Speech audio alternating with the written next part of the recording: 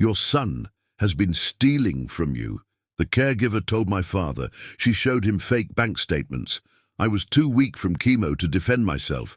What she didn't know was that the security cameras in his office were recording everything.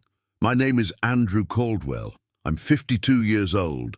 I worked as a senior partner at Harrington and Weber for almost 15 years, one of Chicago's most respected law firms.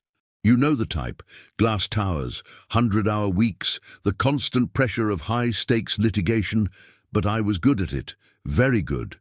Built a reputation handling corporate fraud cases, which is, well, ironic given what happened.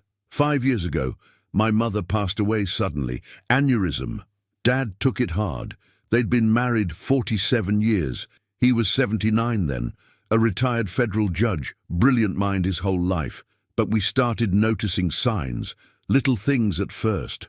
Forgetting appointments, repeating stories, getting confused about dates. The doctor confirmed what we suspected: early-stage dementia. I'm an only child, never married. Work consumed most of my life, and suddenly I had this new responsibility. Dad refused to leave his home, this beautiful colonial in Lake Forest where I grew up. Can't blame him, but he needed help, and I couldn't be there every day. That's when I hired Rebecca Mills. 42, experienced caregiver, excellent references, former office manager with a financial background, perfect for managing Dad's appointments, medications, household affairs. What started as part-time quickly became full-time. She was efficient, organized. Dad liked her, which wasn't easy. He'd been a federal judge for 3 decades, not exactly the warm, fuzzy type. But Rebecca had this way with him, respectful but firm. Called him Judge Caldwell, even after he insisted on Richard. For almost 4 years, everything worked well. I'd visit twice a week, usually weekends. Rebecca handled everything else. Dad's condition progressed, but slowly. He still recognized me, still remembered most of his life, had good days and bad days. Rebecca sent detailed updates, managed his finances with my oversight, kept the house running. Then, about 14 months ago, I wasn't feeling right. Fatigue, night sweats, found a lump near my collarbone. Tests confirmed stage 3 non-Hodgkin's lymphoma, aggressive type. My oncologist, Dr. Patel, didn't sugarcoat it. "We need to hit this hard and fast," she said. 6 rounds of chemo, possible radiation after. I took a medical leave from the firm. Partners were supportive, at least at first. Rebecca's role became even more important. I was too sick some days to even check email. The chemo, it hollows you out, makes your brain foggy. I increased her hours, her pay, gave her more authority with Dad's accounts to cover expenses.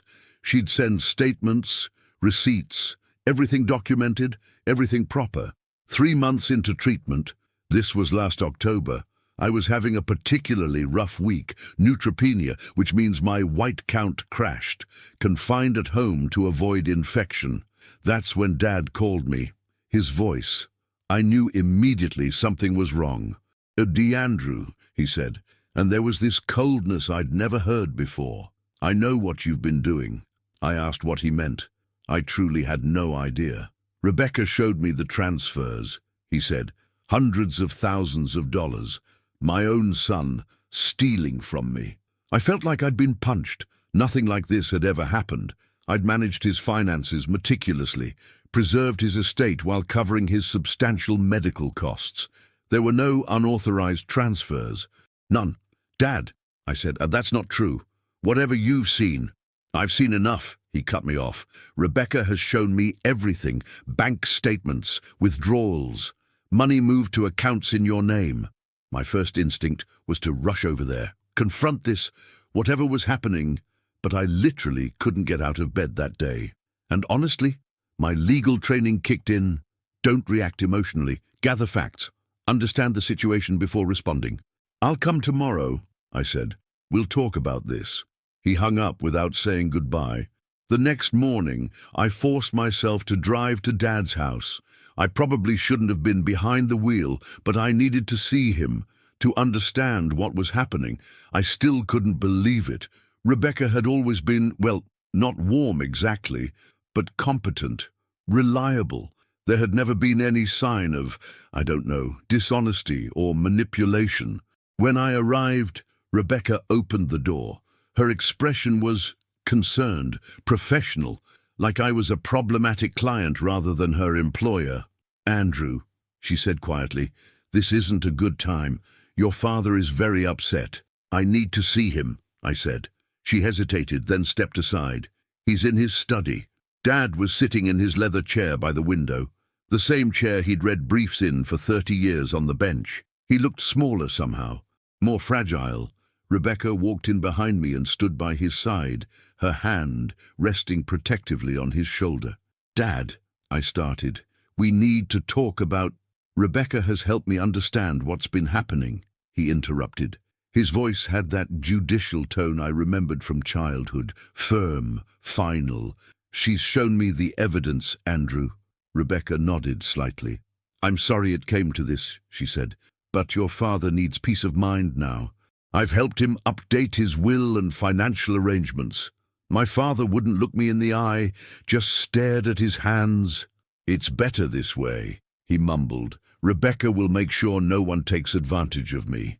I could have exploded then, could have accused her, created a scene, but what would that accomplish? Dad was already confused, already believed whatever story she'd constructed. And I knew how manipulation of the elderly works. The more forcefully you contradict the manipulator, the tighter their victim clings to them. So instead I simply sat across from him. "Dad," I said quietly, "I've never taken anything from you. I never would. But I can see you're upset, and that's the last thing I want with everything else going on." Rebecca stepped forward. "I think it would be best if you left now. The judge needs his rest." "The judge? Not your father." She was drawing lines, creating separation. I looked at my father, this man who had raised me, who had taught me about justice and integrity. His eyes were clouded with confusion and something else. Fear, maybe. He was afraid of me. "I love you, Dad," I said, reaching for his hand. He let me hold it for a moment, but his grip was limp, disengaged. As I left, Rebecca followed me to the door. "I'll continue sending you updates on your father's condition," she said coolly, "but his finances are being handled now." "What exactly are you accusing me of, Rebecca?" I asked, keeping my voice level. She straightened, professional as ever. "I'm not accusing you of anything, Andrew. I'm simply protecting a vulnerable man who has entrusted me with his care. The records speak for themselves." "What records?" I pressed. "Numerous transfers over the past 2 years. Significant sums moved from your father's accounts to yours. He never authorized those. It was completely false.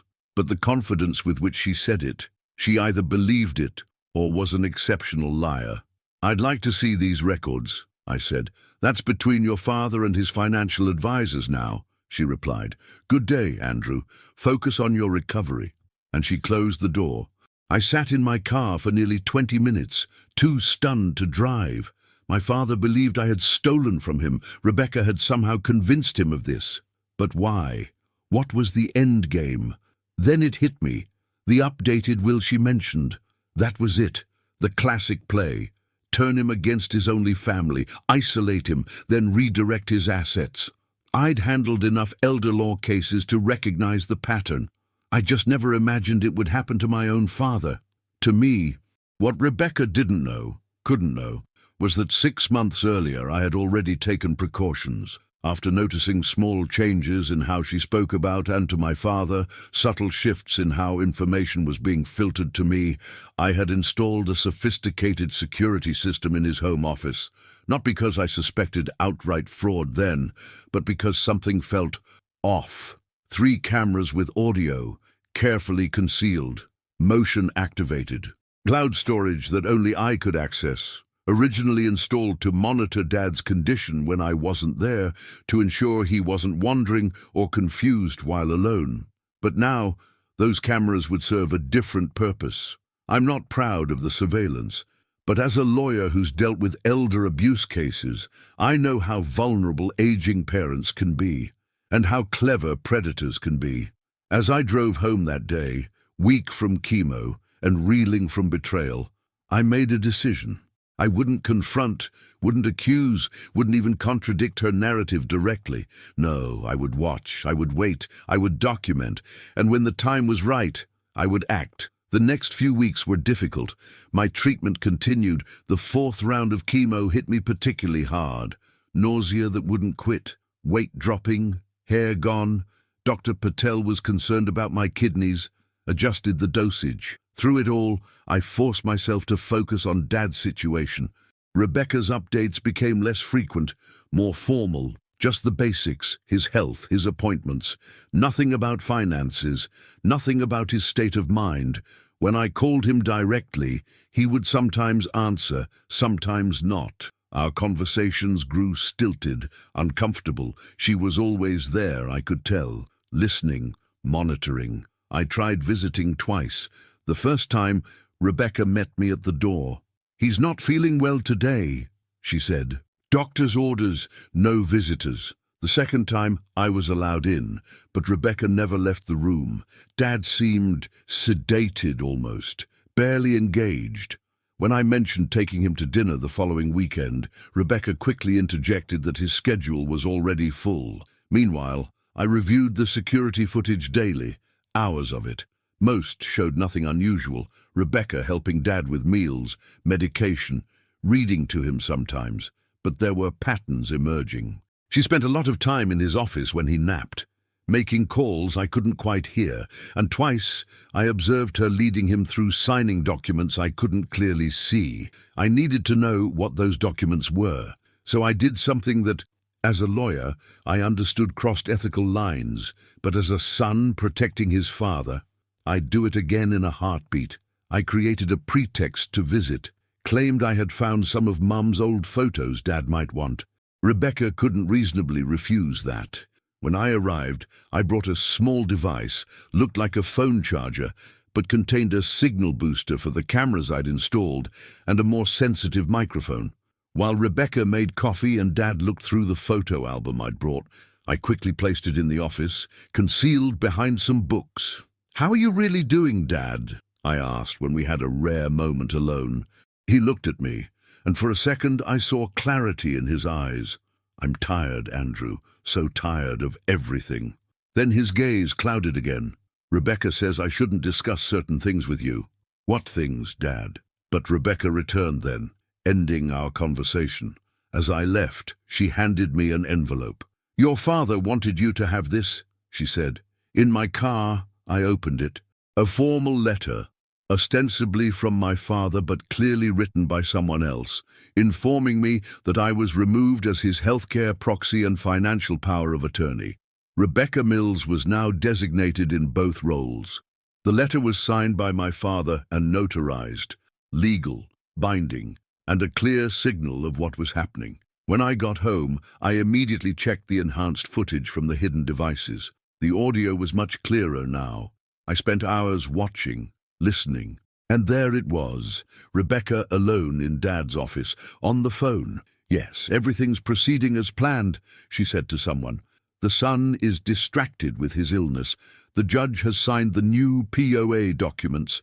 We'll move on the will next week. The estate is substantial, almost $7 million in assets, plus the house." She paused, listening to whoever was on the other end. "No, I don't foresee any issues. I've documented the alleged financial improprieties thoroughly. Created quite a convincing paper trail. By the time anyone might investigate, it'll be too late." Another pause. "Don't worry about the son. He's fighting for his life with this cancer. Doctors don't sound optimistic. Even if he survives, by the time he figures anything out, the assets will be liquidated and moved. He'll have no recourse." I sat there staring at my screen, watching this woman, this person I had trusted with my father's care, calmly discuss how she was systematically stealing his estate while I was fighting cancer, how she'd fabricated evidence against me, how she was counting on my illness to prevent me from stopping her. But here's the thing about being a lawyer who specializes in fraud cases. You learn that the most successful predators count on emotional reactions. They expect outrage, confrontation, messy accusations that can be twisted and dismissed. They don't expect calm, methodical counter-strategies. So I didn't call her, didn't confront her, didn't even let on that I knew. Instead, I started building my case, downloaded all footage, catalogued dates, times, conversations, documented every inconsistency, every manipulation I could find. I encrypted everything, stored it in multiple locations, and then I waited, watched, gathered more evidence, all while continuing my cancer treatment, all while growing weaker physically, but mentally, I've never been more focused in my life. By December, two things had happened. First, I'd completed my 6th round of chemo.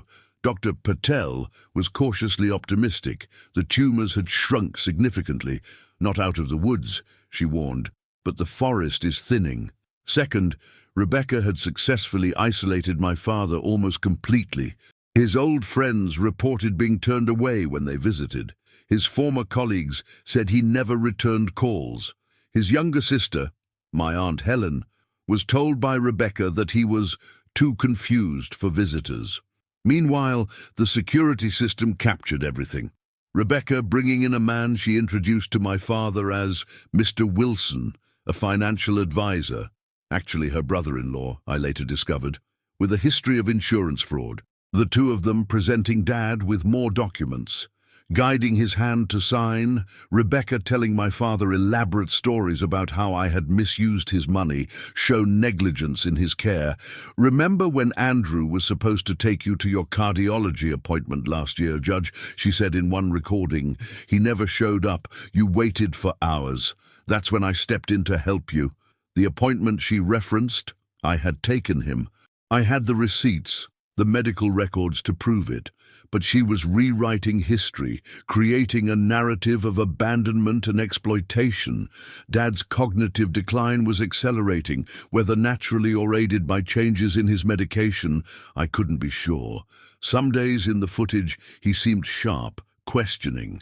Those were the days Rebecca would show him the fabricated evidence against me. Other days, he seemed foggy, compliant. Those were the days more documents appeared for his signature. I consulted discreetly with a colleague who specialized in elder law, Martin Schaefer. Didn't tell him all the details, just outlined a hypothetical situation. His advice was clear: document everything, but move carefully. If there's undue influence happening, as he said, a direct confrontation could backfire badly. The influencer will use it to further isolate the victim, paint you as the aggressor. You need leverage before you make any moves. I knew he was right, so I continued gathering evidence, continued getting treatment, continued pretending I suspected nothing. In late January, my Aunt Helen called me, worried. "I finally got in to see Richard," she said. "Andrew, he's not right. Heavily medicated from what I could tell. And that woman, Rebecca, she never left the room. Not for a minute." "Did he recognize you?" I asked. "Barely," Helen replied. He kept asking about Mom, his mother, who's been gone 40 years. But here's what worried me most. When I mentioned you, he got agitated, said you'd betrayed him. That's not Richard talking. Someone's poisoned his mind against you. I thanked her for the information but didn't share my suspicions. The fewer people who knew what I was doing, the better. A week later, Rebecca finally made her big move. The security system captured her bringing in a notary and 2 witnesses, the financial advisor from before and a woman I didn't recognize. My father was seated at his desk, looking frail and confused. "Judge Caldwell," Rebecca said loudly, clearly for the benefit of the notary, "this is the revised will we discussed, the one that protects your estate from those who've tried to take advantage of you." The notary looked uncomfortable, but proceeded with his job. "Do you understand what you're signing today, sir?" Dad nodded vaguely. Rebecca explained everything. "She's the only one I can trust now." "And this document revokes all prior wills and codicils," the notary confirmed. "Yes," Rebecca answered for him. When the notary frowned slightly, Dad echoed, "Yes, and you're signing this of your own free will, without coercion. Dad looked at Rebecca, who nodded encouragingly. My own free will, he repeated. They guided his hand to sign. The witnesses signed. The notary applied his stamp, just like that, with a few signatures. Everything changed. I didn't need to see the document to know what it contained. Rebecca had just become the primary beneficiary of my father's estate, almost certainly with some provisions for my father's care that she would control. And I had likely been eliminated entirely, or left with some token amount that would make contesting the will seem greedy and vindictive. The perfect crime, or so she thought. But while Rebecca was executing her endgame, I had been building mine. The encrypted hard drive now contained over 200 hours of footage, conversations where she openly discussed her plans, moments where she coaxed, manipulated, and lied to my increasingly confused father, documentation of the systematic isolation and influence campaign she had conducted. I had also quietly consulted with a forensic accountant who specialized in elder fraud cases. Without revealing identities, I had him review the financial records I still had access to, those predating Rebecca's takeover. He flagged several irregularities that had begun months earlier than I'd realized. Small transfers, changed passwords, new accounts opened with Rebecca's name attached as a convenience signer. The pieces were all there, but I still wasn't ready to move, because I knew that timing would be everything. So I waited, and I watched, and I continued to heal, slowly gaining back my strength while Rebecca thought I was still weakened by treatment. What she didn't know was that the predator had become the prey. She just hadn't realized it yet. On February 18th, my father died in his sleep, peacefully. According to the hospice nurse Rebecca had brought in 2 weeks earlier, I wasn't notified until the following day. I thought it best not to disturb you so late at night, Rebecca explained when she finally called. Her voice conveyed professionally appropriate sympathy. The funeral home has already been arranged. Judge Caldwell left very specific instructions. Of course he had, or rather she had. I asked about the funeral arrangements. Small, private service, she said, just as he wanted, tomorrow at 2 p.m. Less than 48 hours after his death, unusually quick, but I understood why. The faster everything moved, the less time for questions or interventions. I'll be there, I said simply. Of course, she replied. He was your father after all. The funeral was exactly as she'd described, small, brief, impersonal, a generic eulogy delivered by a minister who had clearly never met my father. No opportunity for others to speak. Rebecca sat in the front row, appropriately somber in black, occasionally dabbing at dry eyes with a tissue. I sat directly behind her, said nothing, did nothing, just watched. Several of Dad's old colleagues from the bench attended. They offered condolences, seemed puzzled by the rushed, sparse ceremony. Not like Richard, one of them whispered to me. He deserved better. He did, and he would get it, just not in the way anyone expected. After the service, Rebecca approached me. There's a reading of the will tomorrow at Blackmore and Reed, she said, naming a law firm I'd never heard of. 11 a.m. Your presence isn't required, but you're entitled to attend. I'll be there, I said. She nodded, then added with practiced concern, how's your recovery coming along? Every day is a struggle, I lied. In truth, my last scan had shown significant improvement. I was regaining strength daily, but let her think I was still weak, still distracted by my health. It served my purposes. The next morning, I arrived at Blackmore and Reed 15 minutes early.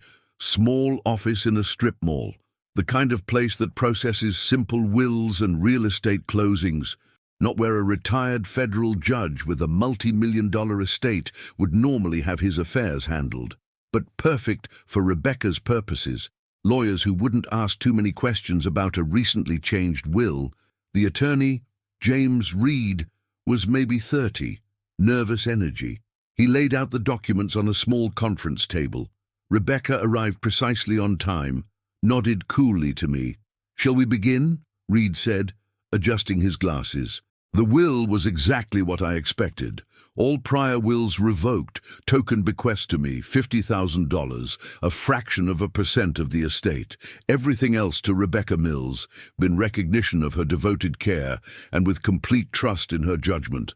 Provisions for her to maintain the house, manage all assets, with no oversight or accounting required.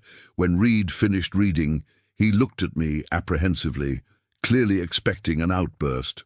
Rebecca kept her eyes downcast, the picture of humble acceptance of an unexpected burden. "Are there any questions?" Reed asked. "Just one," I said calmly. "When will the estate enter probate?" Reed seemed relieved by my composure.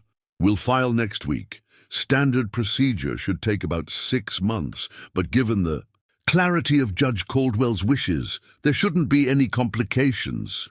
Rebecca finally looked at me, a hint of victory in her eyes, quickly masked by practiced solemnity.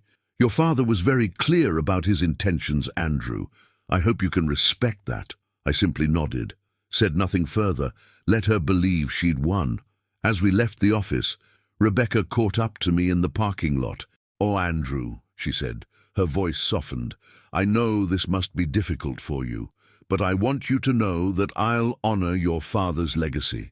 "I'm sure you will," I replied, meeting her gaze steadily, "in exactly the way you've planned all along." A flicker of unease crossed her face, the first crack in her composure I'd seen. "I don't know what you mean." "You will," I said simply, then got in my car and drove away. That afternoon, I made 2 calls. The first was to Patricia Dominguez, a former colleague who now served as an assistant district attorney specializing in elder exploitation cases. The second was to Michael Chang at Forensic Digital Services, one of the best expert witnesses I'd ever worked with. Both agreed to meet me the following day. In Patricia's office, I laid out everything: the surveillance footage, the financial records, the timeline of isolation and manipulation. I explained that I hadn't installed the cameras to build a case initially. They were for my father's safety, given his condition, but they had captured something I couldn't ignore. "This is extensive," Patricia said as she reviewed the material. "Methodical manipulation, textbook undue influence. Will it be enough?" I asked. "For what, exactly?" she asked. "Are you looking to contest the will or pursue criminal charges?" "Both," I said. "But the criminal case needs to come first. I want her charged before she can access any of the assets." Patricia nodded slowly. "The evidence is compelling, but these cases can be complicated. Juries sometimes struggle with the concept of undue influence, especially when the influencer can claim they were just following the victim's wishes." "That's where Michael comes in," I said. The following day, Michael Chang spent 6 hours analyzing the footage, enhancing audio, creating a timeline of Rebecca's actions. "She was thorough," he admitted, "but not nearly as clever as she thought. There are multiple instances where she clearly states her intentions." The conversation with her brother-in-law is particularly damning, discussing how they'll liquidate assets once the will clears probate. He compiled everything into a comprehensive forensic report: timestamps, transcriptions, expert analysis of the progressive manipulation techniques employed. With both Patricia and Michael on board, we moved to the next phase. Rather than filing to contest the will directly, which would alert Rebecca immediately, Patricia took the evidence directly to a judge for a temporary freeze on the estate pending a criminal investigation. Judge Sandra Martinez reviewed the evidence in chambers. I wasn't present, but Patricia called me immediately after. "Martinez granted the freeze," she said, "and she's forwarded the evidence to the grand jury. Rebecca Mills won't be accessing any of those funds anytime soon." The following morning, Rebecca received 2 visitors at my father's house, a house she'd already begun referring to as hers. 2 detectives from the Financial Crimes Unit, bearing a search warrant and a lot of questions. By that afternoon, she was being processed on charges of elder exploitation, fraud, and numerous financial crimes. The investigator assigned to the case called to inform me that they'd found additional evidence in the house: forged financial statements, correspondence with offshore accounts, and notes detailing her methodical campaign to isolate my father and turn him against me. The law firm of Blackmore and Reed quickly distanced themselves, claiming they had no knowledge of any impropriety. The notary who had witnessed the will signing came forward, admitting he'd been uncomfortable with the circumstances, but had been assured by Rebecca that everything was proper. Through it all, I never spoke to Rebecca directly, never confronted her, never gave her the satisfaction of seeing my anger or pain. I simply let the evidence speak for itself. Let the system I'd believed in my entire life, the same system my father had served for decades, do what it was designed to do. 2 weeks later, the probate court invalidated the fraudulent will. My father's previous will, the legitimate one naming me as his sole heir, was reinstated. Rebecca remained in jail, unable to make the substantial bail set by the court. The criminal case against Rebecca Mills never went to trial. Faced with overwhelming evidence, she accepted a plea deal: 8 years for elder exploitation and fraud, plus restitution of the smaller amounts she'd already managed to divert from my father's accounts. I never visited her in jail, never contacted her. She sent a letter once, pages of explanation and justification that I returned unopened. What could she possibly say that would matter? As for me, my final scans showed no evidence of disease. Remission, Dr. Patel said, though she cautioned that monitoring would continue for years. Not everyone gets this outcome with such aggressive lymphoma. You're fortunate, fortunate. An interesting word choice given everything that had happened, but accurate in its way. I took a sabbatical from the firm, spent 6 months getting my strength back, settling my father's estate, finally grieving both my parents properly. The house in Lake Forest, I couldn't bring myself to live there. Too many memories now tainted by what had happened in those rooms. I sold it to a young family, took comfort in seeing children playing in the yard where I had once played. Some of my father's colleagues from the bench reached out after the truth about Rebecca came to light. They expressed shock, sympathy, offered support. Many attended the proper memorial service I eventually held, one that actually reflected who Richard Caldwell had been: a formidable jurist, a principled man, an imperfect but loving father. In the end, I donated half of my father's estate to the Alzheimer's Association and organizations focused on preventing elder abuse. The money didn't interest me. What mattered was restoring my father's true legacy, not the false narrative Rebecca had created, but the reality of who he had been. I returned to practice eventually, but with a different focus. Left corporate law behind, established a small firm specializing in elder law and financial exploitation cases, used my experience, professional and personal, to help others facing similar situations. It doesn't pay what corporate law did, but it matters more, at least to me.